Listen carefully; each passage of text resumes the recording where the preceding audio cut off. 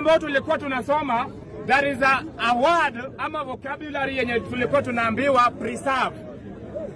Preserve means ni kuweka kitu isiharibike, alafu unaweza kuitumia baadaye. Hapo ndio sasa nataka niweke Sifuna. Sifuna awe preserved.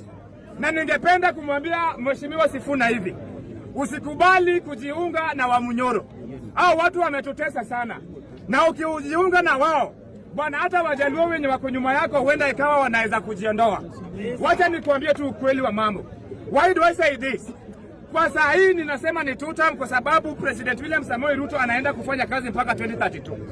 Lakini wewe nataka utoke hapa Nairobi kama senator, uende usimame kama rais. Hata kama unaenda kuanguka, unaenda kukua preserved ili 2032 bwana, Wajaluo wote wanaenda kujiunga na Babu Owino pamoja na wewe, alafu tuone kama vile tunaweza kukuweka uwe president wa hii Kenya kama 2032.